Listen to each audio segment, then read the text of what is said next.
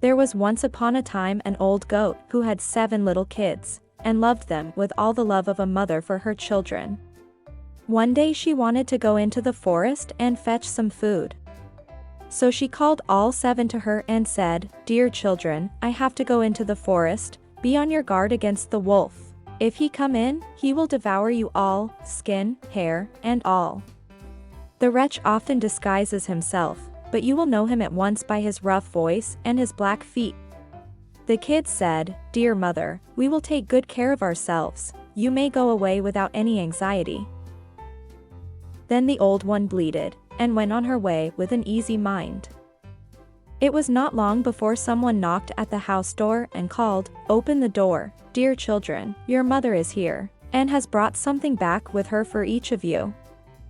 But the little kids knew that it was the wolf, by the rough voice. "We will not open the door," cried they, "thou art not our mother. She has a soft, pleasant voice, but thy voice is rough, thou art the wolf." Then the wolf went away to a shopkeeper and bought himself a great lump of chalk, ate this and made his voice soft with it. He came back, knocked at the door of the house, and cried, "Open the door, dear children, your mother is here and has brought something back with her for each of you." But the wolf had laid his black paws against the window, and the children saw them and cried, "We will not open the door. Our mother has not black feet like thee, thou art the wolf." Then the wolf ran to a baker and said, "I have hurt my feet, rub some dough over them for me."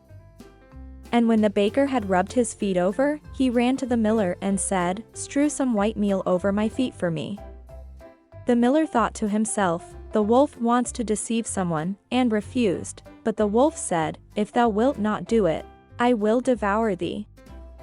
Then the miller was afraid, and made his paws white for him.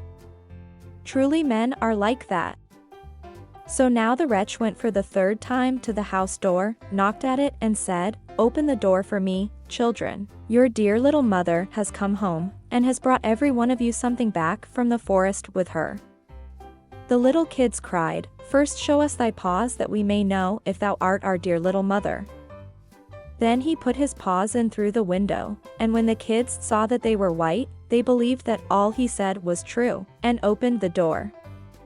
But who should come in but the wolf? They were terrified and wanted to hide themselves. One sprang under the table, the 2nd into the bed, the 3rd into the stove, the 4th into the kitchen, the 5th into the cupboard, the 6th under the washing bowl, and the 7th into the clock case. But the wolf found them all, and used no great ceremony. One after the other he swallowed them down his throat. The youngest, who was in the clock case, was the only one he did not find. When the wolf had satisfied his appetite, he took himself off, laid himself down under a tree in the green meadow outside, and began to sleep. Soon afterwards the old goat came home again from the forest. Ah! What a sight she saw there! The house door stood wide open. The table, chairs, and benches were thrown down, the washing bowl lay broken to pieces, and the quilts and pillows were pulled off the bed. She sought her children, but they were nowhere to be found. She called them one after another by name, but no one answered. At last, when she came to the youngest, a soft voice cried, "Dear mother, I am in the clock case." She took the kid out, and it told her that the wolf had come and had eaten all the others. Then you may imagine how she wept over her poor children. At length in her grief she went out, and the youngest kid ran with her. When they came to the meadow, there lay the wolf by the tree and snored so loud that the branches shook. She looked at him on every side and saw that something was moving and struggling in his gorged belly. "Ah!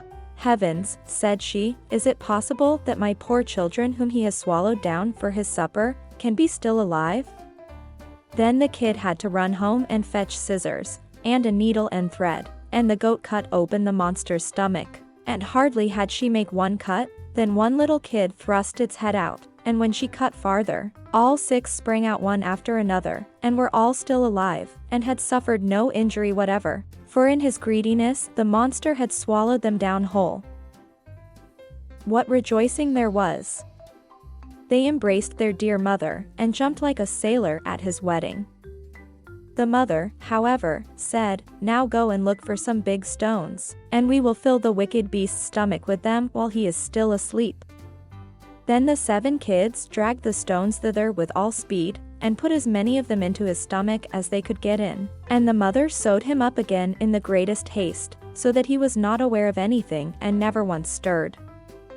When the wolf at length had had his sleep out, he got on his legs, and as the stones in his stomach made him very thirsty, he wanted to go to a well to drink. But when he began to walk and move about, the stones in his stomach knocked against each other and rattled.